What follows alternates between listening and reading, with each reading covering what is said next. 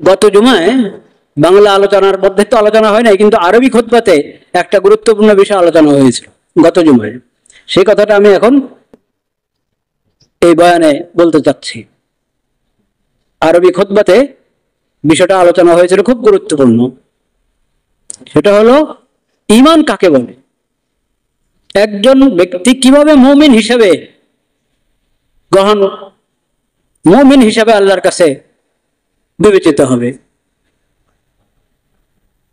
ওই কথাটা বলা হয়েছে। সেটা হলো ঈমানের জন্য আকীদা ঠিক হতে হবে, আর ঈমানের জন্য আল্লাহর শরীয়ত মানতে হবে। দুই কথা, আকীদা এবং শরীয়ত।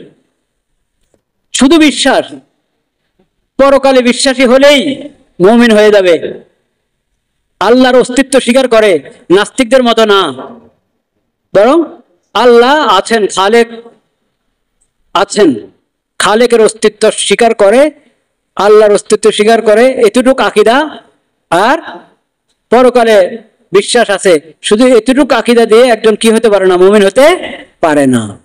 মুমিন হওয়ার জন্য ইসলামের সবগুলো আকীদাকে মনে প্রাণে বিশ্বাস করতে হবে, এক। দুই নম্বর, ইসলামের শরীয়তকে গ্রহণ করতে হবে। আমরা পড়েছি ছোটকালে মুক্তবের মধ্যে, সবাই পড়েছি মুক্তবে। এবার মসজিদের মুক্তবে পড়ে থাকি, আর আলাদা মুক্তবে পড়ে থাকি, আর ঘরে মা বাবার কাছে পড়ে থাকি, বা ঘরে ওস্তাদ দিয়ে আমাকে পড়িয়ে থাকো, সর্বাবস্থা সবাই পড়েছি। আমানতু বিল্লাহি কামা হুয়া বিআসমাইহি ওয়া সিফাতিহি ওয়া ক্বাবিলতু জামিআ আহকামি। আমি আল্লাহর প্রতি ঈমান এনেছি, যেমন আল্লাহর নামগুলো এবং যেমন আল্লাহর গুণাবলী। আল্লাহর সকল নাম উত্তম সুন্দর নাম, আসমায়ে হোসনা, এবং আল্লাহর সকল গুণাবলী বিশ্বাস করে আমি আল্লাহর প্রতি ঈমান এনেছি। ওয়া ক্বাবিলতু জামিআ আহকামি, এবং আমি আল্লাহ রাব্বুল আলামিনের সকল বিধান কবুল করে নিয়েছি, গ্রহণ করে নিয়েছি। শরীয়ত, আল্লাহর শরীয়তকে মান্য করা, শরীয়তকে বিশ্বাস করা, এবং এই বিশ্বাস করা যে আমার উপর আল্লাহ শরীয়ত মতে চলা ফরজ করেছেন। আল্লাহর এই শরীয়তের অনুসরণের মধ্যেই, আনুগত্যের মধ্যেই কল্যাণ। এই শরীয়তের বিকল্প কোনো কিছু হতে পারে না, এবং শরীয়ত দাতা, বিধান দাতা একমাত্র কে? আল্লাহ। এই ঈমান এবং এই বিশ্বাস ছাড়া, এইভাবে শরীয়তকে গ্রহণ করা ছাড়া একজন লোক মুমিন হতে পারে না। নিজেকে শরীয়তের সাথে আবদ্ধ করতে হবে। এরপরে মানুষ হিসেবে ভুল হয়, ভুল হলে তওবা করবে। ভুল হলে, গুনাহ হয়ে গেলে, অপরাধ হয়ে গেলে ঈমান যায় না। ঈমান দুর্বল হয়, কিন্তু ঈমান যায় না। কিন্তু যদি বিধানকে অবজ্ঞা করা হয়, পাপকে পাপ মনে না করা হয়, অপরাধকে অপরাধ মনে না করা হয়, তাহলে ঈমান শেষ হয়ে যায়, তাহলে ঈমান শেষ হয়ে যায়। আল্লাহ রাব্বুল আলামিনের দেওয়া কোনো বিধান, ছোট বড় কোনো বিধানকে অবজ্ঞা করা, অবমূল্যায়ন করা, উপহাস করা, আপত্তি তোলা, যেটা যৌক্তিক না, এটার মধ্যে ইনসাফ নাই, এটাতে ন্যায় নাই, ন্যায়সঙ্গত না, এরকম চিন্তাধারা যাদের, তারা বেঈমান। কখনো ঈমান থাকে না। ঈমান তো থাকবে আল্লাহর বিধান মেনে, আল্লাহর প্রতি আস্থা, আল্লাহর রসুলের প্রতি আস্থা। আল্লাহ যে কোরআন হেদায়েতের কিতাব অবতীর্ণ করেছেন, এখান থেকে যদি আলো গ্রহণ করা হয়, এখান থেকে হেদায়েত গ্রহণ করা হয়, এটাকে হেদায়েতের কিতাব মনে করা হয়, নূরের এবং আলোর কিতাব মনে করা হয়, তাহলে ঈমান হবে।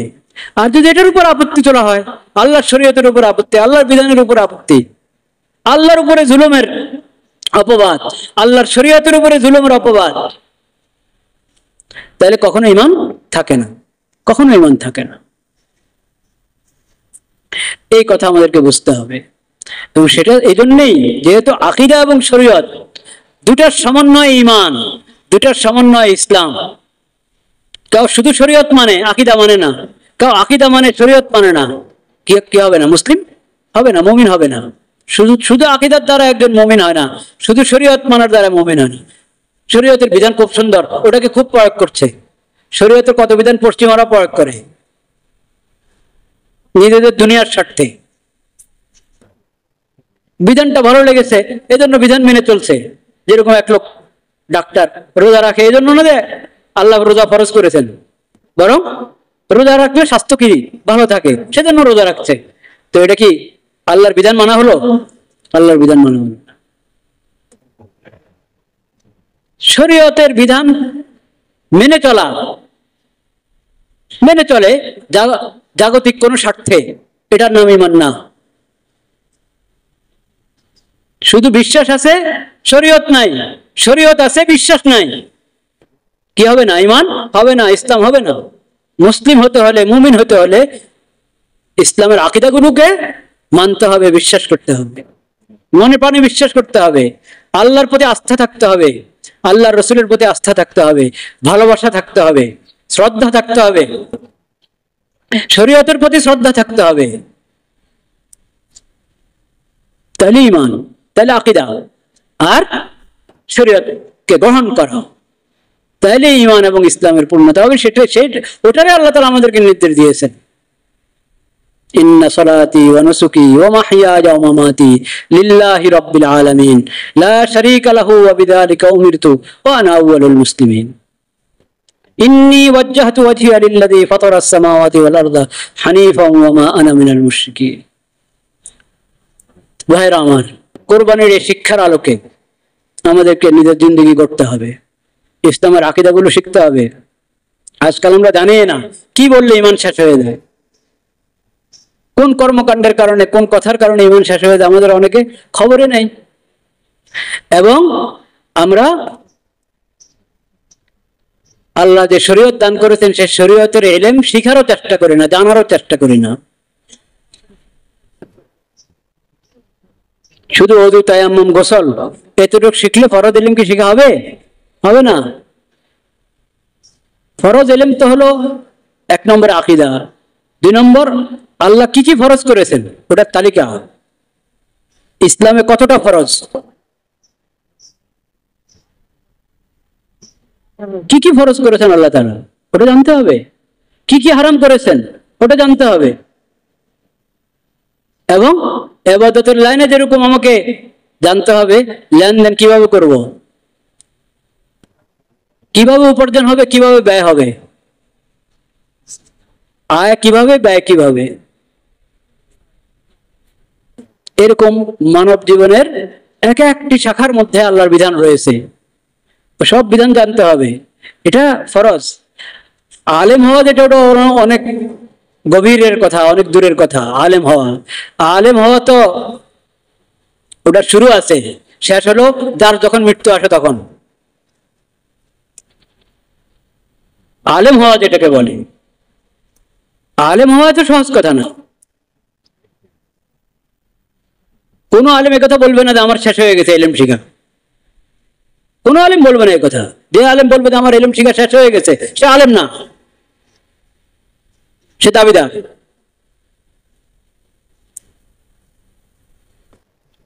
ওটা তো চলমান বিষয়, চলতে থাকবে। কিন্তু ফরজ ইলম যেটা সবার জানা দরকার ওটা সীমিত। তবে সীমিত মানে এ না যে 2-4টা 5-10টা, ওটা আয়ত্তের ভিতরে আছে, একজন চাইলে শিখে ফেলতে পারে। আপনি যদি পুরো সময় লাগান, 24 ঘন্টার 12-14 ঘন্টা করে যদি দৈনিক পড়াশোনার মধ্যে লাগান, কারো তত্ত্বাবধানে, কোনো আলেমের তত্ত্বাবধানে, তাহলে আপনি বছর খানেকের মধ্যে ফরজ ইলমটুকু শিখে ফেলতে পারবেন। কিন্তু দৈনিক আপনি যদি 13-14 ঘন্টার জায়গায় 1 ঘন্টা সময় লাগান, আধা ঘন্টা লাগান, সপ্তাহে 7 দিনের জায়গায় 5 দিন, তাহলে কত বছর লাগবে সেটা ভাবতে হবে। এখন আল্লাহ যা দিয়ে রেখেছেন প্রত্যেককে, একের প্রতি অপরের হক, একের প্রতি অপরের বিষয়, করণীয় এবং বর্জনীয়, ওই বিধানের কোনো খবরে নেই।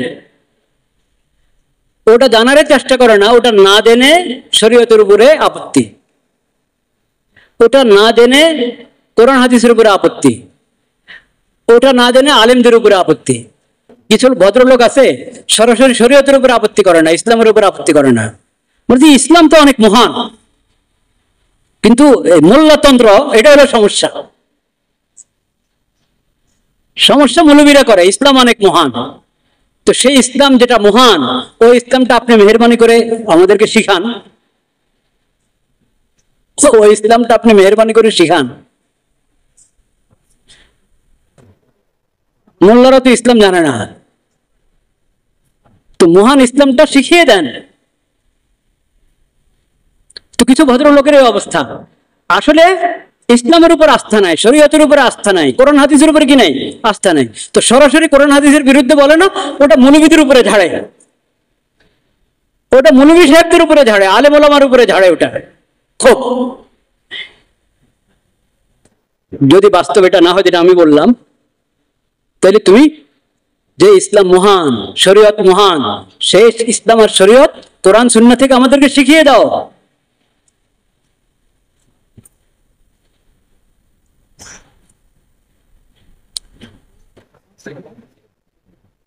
এখন অধিকার, অধিকার দেওয়ার মালিক আল্লাহ। ইসলামী শরীয়ত থেকে অধিকার, যার যার অধিকার বুঝে নাও শরীয়ত থেকে, এবং প্রত্যেকে অধিকার, অন্যের অধিকার আদায় করার ব্যাপারে সচেষ্ট হও। নিজের অধিকারের দাবির চেয়ে বেশি কোনটা দরকার? আমার উপর অন্যের যে অধিকার আছে ওটা কি করা, আদায় করা। অধিকারের আমি দাবিও করতে পারি, অধিকারের যুক্তিসঙ্গত ভাবে অধিকারের দাবি করতে কোনো আপত্তি নাই, কিন্তু আমি বলছি আমি খালি অধিকারের দাবি করব না, আমার উপরে তো অন্যের কোনো অধিকার থাকতে পারে না? নাই। দুনিয়ার কোনো ব্যক্তি আছে যার উপর অন্যের কোনো অধিকার নাই? আছে। তো অধিকারটা আদায় করো, তোমার প্রতি, তোমার উপর অন্যের যে হক সেটা আদায় করো। কিন্তু অধিকার আদায় করার শিক্ষা আমরা দিচ্ছি না কেন? আমরা তো মতলববাজ, স্বার্থপর। নিঃস্বার্থ হলো ইসলামী শরীয়ত। আল্লাহর কোনো স্বার্থ নাই। যখন আল্লাহ আল্লাহর বন্দাদের জন্য আল্লাহ বিধান দিয়েছেন, আল্লাহর কোনো স্বার্থ আছে? বন্দাদের ফায়দার জন্য। তো নিঃস্বার্থ বিধান, তো যে বিধান আল্লাহ দিবেন সেটা। যারা স্বার্থপর তারা তো নিজের মতলবটা দেখবে, নিজের স্বার্থ দেখবে। এজন্য অধিকার আদায় করার স্লোগান শুনবেন না আপনি, স্লোগান শুনবেন অধিকার পাওয়ার, অধিকার পাওয়ার স্লোগান শুনবেন। অধিকার পাওয়ার স্লোগানের আগে দরকার কি? অধিকার আদায় করা, হক আদায় করো। এই যে তুমি যে নিজের অধিকারের জন্য বলছো, তোমার উপর অন্যের যে অধিকার আছে ওটা যথাযথ পালন করছো, ওটা আদায় করছো কিনা? প্রত্যেকে যদি আমরা অধিকার আদায় করি, তাহলে অধিকার না পাওয়ার কোনো অভিযোগ থাকবে? প্রত্যেকে যদি হক আদায় করার ব্যাপারে সচেষ্ট হই, তাহলে এই স্লোগান আসবে? আসবে না। তো ইসলাম শিখায় তুমি হক আদায় করো। হ্যাঁ, তোমার উপরে কেউ জুলুম করছে, তো যুক্তিসঙ্গত ভাবে তুমি সেই অধিকারের দাবিও করো, দাবি করতে আপত্তি নেই। কিন্তু খালি স্লোগান দিয়ে দেবা অধিকারের নেওয়ার জন্য, পাওয়ার জন্য, কিন্তু নিজের উপর যে অন্যের অধিকার সেটা আদায়ের চিন্তাও করবা না, এটা হতে পারে না।